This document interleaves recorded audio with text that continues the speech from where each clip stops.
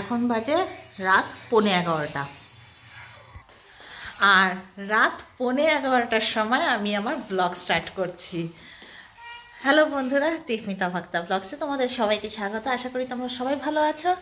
হ্যাঁ, তোমাদের সাথ পেয়ে বলতে পারো আমি ভালো আছি। তো এখন গেছিলাম হচ্ছে আমি লয়ারের কাছ থেকে আসলাম। তো এসে হচ্ছে এখন বাবা আর ছেলেকে চা বানিয়ে দিলাম। এ দেখো, রাত 11টার সময় আমার ছেলে হচ্ছে চা খেতে বসেছে। বাবাই, ওইভাবে খাটের মধ্যে বিস্কুট রাখিস না যে পিঁপড়া এসে তোর মাকে খায় ফেলাবে। খায় ফেলাক। এই দেখো, এই হচ্ছে আমার ছেলের চিন্তা। মানুষ চিন্তা করে, মানে মানুষ মার জন্য প্রাণ দিয়ে দেয়, আর আমার ছেলে চিন্তা করে পিঁপড়া এসে ওর মাকে খায় ফেলাক। চলো, বাবা ছেলে তো চা খাচ্ছে, আমি ঘরের কিছু কাজ করি। অ্যাকচুয়ালি আজকে ছুটি ছিল তোমাদের দাদা ভাইয়ের। এইদিকে মুখ করে বসি, তারপর না পিকচারটা না কেমন যেন আসছে। তো আজকে ছুটি ছিল তোমাদের দাদা ভাইয়ের, আর তোমাদের দাদা ভাইয়ের ছুটি মানে তো বোঝোই, আমিও সেদিন বাড়িতেই থাকি। আর বাড়িতে থাকা মানে তো আমার দুনিয়ার কাজ, মানে বাড়ির যত পেন্ডিং কাজ থাকে সব আমি বুধবার করে করি। মানে সারা সপ্তাহ ঘর আমার নোংরা হতে থাকে, বুধবারে আমি ঘর পরিষ্কার করি, আবার বৃহস্পতিবার থেকে আমার ঘর নোংরা হওয়া স্টার্ট হয়ে যায়। তো ওরা তো বাবা ছেলে এখন চা খাচ্ছে, আমি এখন আর চা খাবো না, কারণ অনেকটাই রাত হয়ে গেছে। তো আমি চিন্তা করছি ঘরের কয়েকটা কাজ করে নিই, যেমন কি জামা কাপড়গুলো, ওগুলো হচ্ছে সব গুছিয়ে আলমারিতে ঢুকিয়ে দিই। যেগুলো আয়রন করার আয়রন করে নিই, যেগুলো আলনাতে গুছানোর আলনাতে গুছিয়ে দিই।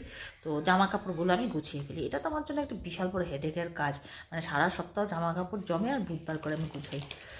তো চলো কাজ করি, দেখি মনে হয় সারা রাত কাজ করবো আজকে আমি। চলো, সারা রাত কী করবো না করবো সবই তোমাদের সাথে শেয়ার করবো। স্কিপ না করে প্লিজ আমার পুরো ব্লগটা দেখবে। রাত 11:15 অবধি উকিলের কাছে আমার বসে থাকতে হলো। আর বসতেই তো হবে, করার কিচ্ছু নেই। কেন কি একটা একটা করে লাইন আমাদেরকে বার করতে হচ্ছে, এক একটা লাইনের মধ্যে এক একটা ভুল খুঁজতে হচ্ছে, আর এক একটা ভুলের মধ্যে এক একটা ধারা। এত ধারা আমি না ধারণাও করতে পারিনি। অ্যাকচুয়ালি কী বলো তো, এসব নিয়ে তো কোনো সময় মাথা ঘামাইনি, আর এইসব যে হবে আমার জীবনে তাও কোনো সময় ভাবিনি। সিধা সাদা জীবন ছিল আমার। দোকান যেতাম, বাড়ি আসতাম, হাসি ঠাট্টা আনন্দ, ওর মধ্যেই জীবন ছিল। এরকম যে জীবনে একটা টুইস্ট নিবে সেটা তো কোনো সময় ভাবিনি। অবশ্য টুইস্ট যখন নিয়েছে তাহলে টুইস্টের সাথে তো আমাকেও একটু নাচতেই হবে। কি করব বলো, করার তো কিছু নেই। তো এখন যেটা বলছিলাম, এক একটা ধারা, এক একটা জিনিস। এবার জালের মধ্যে ফেঁসে গেছি। এবার জালের মধ্যে ফেঁসে যাওয়াটা কিন্তু খুব ইজি, কিন্তু একটা একটা করে জাল কেটে বেড়ানো এটা সত্যিই খুব হার্ড। আর এখন সেই একটা একটা করে জাল কেটে কেটে বেড়াচ্ছি। আজকে উকিল আমাকে অনেকগুলো কথাই বুঝালো, অনেকগুলো কথাই আমি বুঝলাম, কিছু কিছু নিজের বোকামিগুলোও বুঝলাম। কিন্তু কি বলো তো, সরল মানুষের জন্য না ভগবানও পথ ছেড়ে দেয়।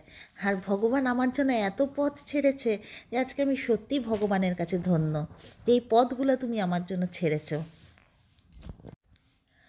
আমার অপোনেন্ট এত ভুল করে রেখেছে যে এই ভুলগুলো ধরে আমি যখন কোর্টে দাঁড়াবো তখন কোর্ট বাধ্য আমাকে আমার অধিকার দেওয়ার জন্য।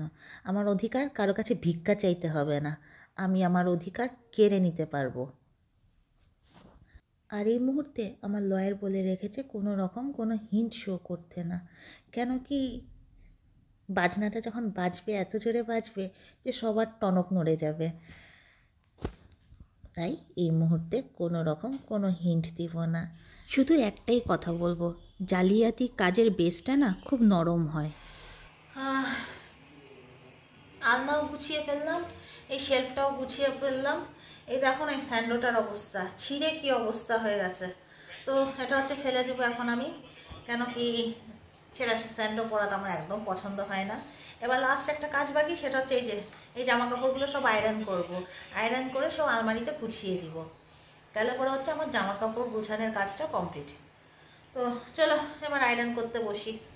মানি সংসারে অশান্তি হয়, ক্যাচাল হয়, ঝগড়া হয়, অনেক কিছুই হয়, কিন্তু তাই বলে এরকম হয় এটা না সত্যি আমি বিশ্বাসযোগ্য মনে করতে পারছি না। আমার এখনও বিশ্বাস হচ্ছে না। আহামরি এমন কী ছিল? এমন কিছুই ছিল না, অল্প একটু সামান্যই ছিল। আজকে তোমাদেরকে একটা মনের কথা বলি। জানি না এই মনের কথাটা বলাটা আমার ঠিক হবে না ভুল হবে, কিন্তু তাও বলছি, কেন কি আমার মনে হয় এটা ভুল হয়েছে।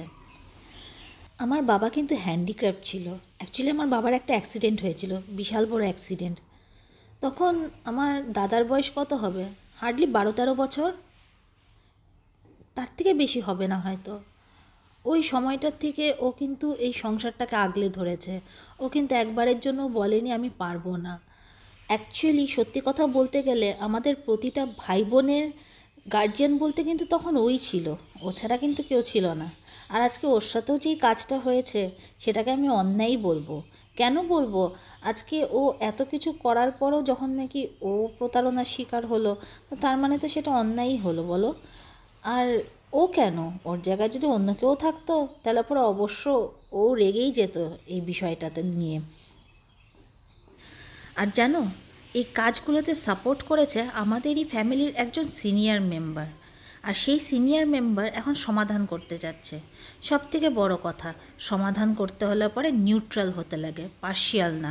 যখন প্রথমেই তুমি এই ঘটনাটা ঘটছে দেখলে, তোমাকে উচিত ছিল একবার বোঝানো যে এই কাজটা ভুল হচ্ছে, কাজটা ঠিক হচ্ছে না। তখন যদি তুমি বোঝাতে তাহলে পরে আজকে এই সমস্যাটাই হতো না। আর এখন সমস্যার সমাধান খুঁজে বেড়াচ্ছ। সব থেকে বড় কথা, নিউট্রাল হও আগে, তারপরে সমস্যার সমাধান করতে এসো। অ্যাট লাস্ট আয়রন কমপ্লিট করলাম, আর ওই ঘর থেকে তোমার দাদা ভাই হচ্ছে চিল্লাচিল্লি শুরু করে দিয়েছে রাতের খাবারের জন্য, ডিনারের জন্য। তো এবার যাবো হচ্ছে আমি রান্নাঘরে গিয়ে হচ্ছে রাতের ডিনারটা হচ্ছে এখন রেডি করব। রান্নাঘরটা একটু এলোমেলো হয়ে আছে, দাঁড়াও আগে রান্নাঘরটা আমি পরিষ্কার করি তারপর।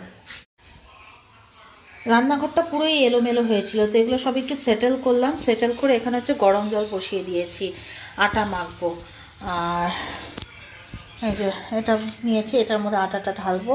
যেই বাসনটার মধ্যে আটাটা মানে আমি মাখি, সেটার মধ্যে না আজকে আমি ডাল রেখে দিয়েছি। এবার ডাল রেখে দেওয়াতে আমি আটা মাখার জন্য কোনো কিছু পাচ্ছি না, তো ভাবলাম এটার মধ্যেই আটাটা মেখে নিই আজকে রাত্রে। একবারে দুবেলার আটা মাখবো, রাতেরও ডিনারের জন্য, প্লাস হচ্ছে কালকে সকালবেলা আবার ছেলে স্কুল আছে, তো সকালবেলা তো কোনো মতেই টাইম পাবো না। তো সকালের আটাটাও এখন আমি রাতেই মেখে রাখবো। এমনিতেও আমি রাতেই মেখে রাখি সকালের আটা, কিন্তু আজকে মানে আরও বেশি ইম্পর্টেন্ট রাতে মেখে রাখা। চলো আটাটা মাখি, মেখে তোমাদের দাদাভাইকে খাবারটা দিয়ে দিই। নাহলে পর আর যদি 10-15 মিনিট দেরি হয় তাহলে পুরো ঝগড়া স্টার্ট করে দিবে। সবার ডিনার দিয়ে এবার নিজের ডিনারটা নিয়ে বসলাম। এবার আমিও খাওয়া দাওয়া করবো। আর আমার পাশে ছেলে হচ্ছে যে ব্লগ দেখছে আর খাবার খাচ্ছে। তো চলো রাতের ডিনারটা কমপ্লিট করি। তো আজকে হচ্ছে রাত 11:15 থেকে আমি আমার ব্লগটা স্টার্ট করেছিলাম, আর এখন বাজে হচ্ছে রাত 1:30। খাওয়া দাওয়া সব কমপ্লিট। তো 11:15 থেকে রাত 1:30 অবধি কী করলাম সবটাই তোমাদের সাথে শেয়ার করলাম। আশা করি স্কিপ না করে পুরোটাই দেখেছো, আর দেখে যদি ভালো লাগে তাহলে প্লিজ একটা লাইক আর একটা শেয়ার করতে ভুলবে না। আর তোমাদের সাপোর্ট তো আমার অবশ্যই প্রয়োজন, কারণ কি তোমাদের সাপোর্ট ছাড়া আমি একেবারেই এই লড়াই লড়তে পারবো না। তাই অবশ্যই প্লিজ আমার পাশে দাঁড়িয়েও আমাকে সাপোর্ট করো। তোমাদের সাপোর্টের সত্যিই আমার খুব প্রয়োজন। তো